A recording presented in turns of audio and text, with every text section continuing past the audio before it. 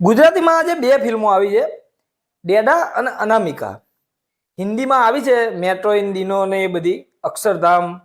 એ જો કે એ તો કઈ લેવલ જ નથી. પહેલા આવી ગયેલી 2-3 વર્ષ પહેલા આવી ગયેલી મૂવી હવે રિલીઝ કરે છે સિનેમાઘરમાં, જે ઓટીટી ઉપર ઓલરેડી આવી ગઈ હતી. જુરાસિક વર્લ્ડનું રિવ્યૂ આપણે કરી નાખ્યું છે ઓલરેડી, એ આપણે ત્યાં જઈને જોઈ શકો છો. હેલો મિત્રો, હું છું અમિત, તમે જોઈ રહ્યા છો સિનેમા શો. સિનેમા શો પર આજે રિવ્યૂ કરવાનું છે ગુજરાતી ફિલ્મ ડેડાનું. ડેડા ફિલ્મને આપણે ફેમિલી ડ્રામા મૂવી કહી શકાય. ઓલમોસ્ટ 2.5 કલાકની ફિલ્મ છે, યુએ સર્ટિફિકેટ ફિલ્મ છે, એટલે ફેમિલી સાથે તમે આરામથી જોઈ શકો છો. નાના બાળકોને લઈને પણ તમે આ ફિલ્મ જોવા જઈ શકો. ફિલ્મના કલાકારોની વાત કરીએ તો ગૌરવ પાસવાલા અને હેલી શાહ એ મુખ્ય કલાકારો છે. મુખ્યની સાથે સાથે સોનાલી લેલે દેસાઈ, મેહુલ બુચના પણ સારો એવો રોલ છે. ચેતન દહિયા અને હિતેન તેજવાણીનો કેમિયો પણ ફિલ્મની અંદર છે. સાથે સંજય ગલસર પણ છે, એમનું પણ એક મહત્વપૂર્ણ પાત્ર છે આ ફિલ્મની અંદર.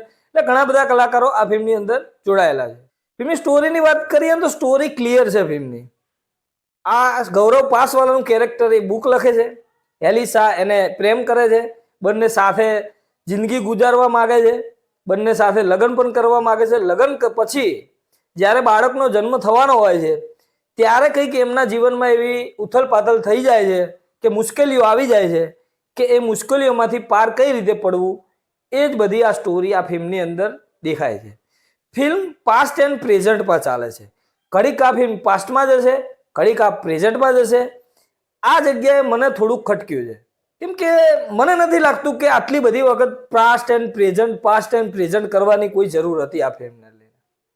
કારણ કે હા, સ્ટાર્ટિંગમાં તમે એનો પ્રેઝન્ટ દેખાડી અને પછી એનો પાસ્ટ એકદમ ચાલુ કરી દીધો હોત તો કંઈક આ ફિલ્મનું લેવલ પણ એક જગ્યાએ સેટ થઈ જાય. આ ફિલ્મ ખરેખર હું એક સીધી લાઈનમાં કહું ને, આ ફિલ્મ છે ને પડદા પર સેટ જ નથી થઈ શકી. ફિલ્મમાં ઘણી બધી વસ્તુ એવી છે કે ખરેખર એ વખતે આપણને જોવાની મજા આવે, બહુ જબરજસ્ત સીન લાગે, એક્ટિંગ જબરજસ્ત લાગે, પણ સાથે બીજા જ સીનમાં આપણે સીધા નીચે આવી ગઈએ. પાછું ત્રીજા સીનમાં એવું આવે કે વાહ, જબરજસ્ત સીન આવે, જબરજસ્તના ડાયલોગ આવે, પાછું પછી એમ લાગે કે નીચે આવી ગયે. આ રીતનું આખી ફિલ્મમાં ચાલતું રહે છે. આ ફિલ્મની અંદર જો કંઈ જોવાની મજા આવી હોય ને તો એ બધાની એક્ટિંગ છે. ગૌરવ પાસવાલા જબરજસ્ત એક્સપ્રેશન, જબરજસ્ત એક્ટિંગ. ક્યાં કોઈ ડાયલોગ હોય, રોમેન્ટિક સીન હોય, ક્યાંય ગુસ્સાવાળો સીન હોય, દરેક જગ્યાએ એમની એક્ટિંગ આપણને ટોપનો જ દેખાય છે. હેલી શાહનું પાત્ર જેટલું પણ ઓછું છે પણ જેટલું પણ મળ્યું છે એટલું જબરજસ્ત રીતે નિભાવ્યું છે અને પડદા પર એકદમ વ્યવસ્થિત રીતે દેખાય પણ છે. જ્યારે સ્ક્રીન પર આવે ત્યારે એમના ડાયલોગ ડિલિવરી ને એ બધું, ચહેરાના હાવભાવ એકદમ એમના અંદાજમાં છે. મેહુલ બુચ અને સોનાલી લેલે દેસાઈ બંનેનું એક સાથે વાત કરીશ, કેમ કે બંનેના રોલ એક સરખા છે આ ફિલ્મની અંદર. બંનેનું કેરેક્ટર નેગેટિવ કેરેક્ટર છે. આ ફિલ્મની અંદર જબરજસ્ત પરફોર્મન્સ કર્યું છે અને ખરેખર આ બંનેની ઉપર આપણને ગુસ્સો પણ આવી જાય છે. એટલે આ બંને આ ફિલ્મની અંદર અદ્ભુત રીતે કામ કર્યું છે. હમણાં આપણે બ્રહ્મા જોયા, અત્યારે આ ફિલ્મની અંદર પણ એકદમ જબરજસ્ત કેરેક્ટર એમનું છે. મેહુલ બુચનો એમનો અવાજ તો ધરખમ અવાજ છે અને સાથે એમને નેગેટિવ કેરેક્ટર આપો એટલે એ ભજવી જાણે છે. હિતેન તેજવાની અને ચેતન દહિયાને એટલું કામ આવ્યું નથી ભાગમાં, પણ જેટલું કર્યું છે એટલું સારું કર્યું છે. સંજય ગલસરના પણ આ ફિલ્મની અંદર 2 અવતાર જોવા મળે છે. એ જોઈને મજા આવે છે કે કંઈક યુનિક જોવા મળ્યું ને મજા આવી. આપણે ધાર્યું પણ ના હોય એ વસ્તુ થઈ. સ્ક્રીન પે એટલો ધીમો છે ને આ ફિલ્મનો કે ઘણો બધો ટાઈમ લઈ લે છે એના એન્ડ સુધી પહોંચવામાં, કે એના લક્ષ્ય સુધી પહોંચવામાં. કેમ કે આપણે યાર કેટલું ધૈર્ય રાખીએ. આ ફિલ્મનું ડિરેક્શન હેમા શુક્લાએ કર્યું છે. કદાચ લેડી ડિરેક્ટર આ પહેલા મેં જોયા છે, મેં અત્યાર સુધી જોયું છે ત્યાં સુધી. ડિરેક્શન આ ફિલ્મની અમુક જગ્યાએ આપણને સારું દેખાય છે, અમુક જગ્યાએ ઘણી બધી ભૂલો પણ દેખાય છે કે આપણે અમુક વસ્તુ જે જોવા માંગતા હતા એ વસ્તુ બતાવી જ નથી અથવા તો થઈ નથી ફિલ્મની અંદર. બીજીએમ ફિલ્મનું સારું છે પણ સોંગ ફિલ્મમાં કંઈ ખાસ પ્રભાવિત કરતા નથી. આ ફિલ્મની સ્ટોરી એક સીધી લાઈનમાં હોત ને તો ખરેખર થોડી મજા આવત, કારણ કે અમુક સીનો એટલા આપણે લાંબા પણ લાગે છે અને અમુક જરૂરિયાત વગરના પણ લાગે છે કે ફિલ્મની અંદર એવી કોઈ ખાસ ઇમ્પોર્ટન્સ નથી ધરાવતા, છતાં પણ ફિલ્મની અંદર નાખવામાં આવ્યા છે.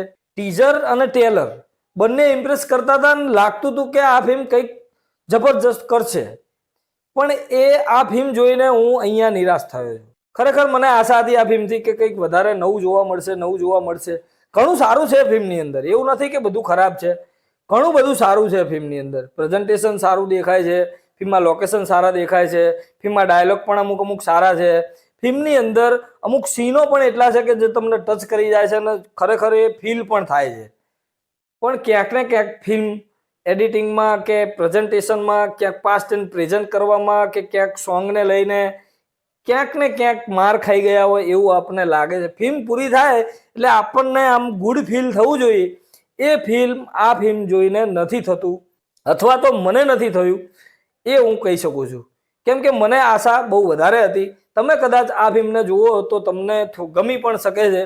જો તમને ફેમિલી એન્ટરટેનમેન્ટના રાઇટરની કોઈ સ્ટોરી કે એવું કંઈ જોવા માંગતા હોય ને, કે થોડું તમને ડ્રામા પણ ફિલ્મની અંદર જોવા મળે, તો તમે આ ફિલ્મ જોવાની ટ્રાય કરી શકો છો એક વખત. આ ફિલ્મ આપણને ઘણું બધું કહેવા માંગતી હતી, પણ એ પડદા પર દેખાડી નથી શક્યા. ઓલ ઓવર હું વાત કરું ને આ ફિલ્મની, તો આ ફિલ્મ તમે વન ટાઈમ વોચ હું કહીશ. કારણ કે એવરેજ ફિલ્મ હું કહી શકું છું આ ફિલ્મને. સિનેમા શો તરફથી આ ફિલ્મને 2.5 સ્ટાર. મળીએ મિત્રો નેક્સ્ટ વિડીયોમાં નવી ફિલ્મ સાથે સિનેમા શો પર.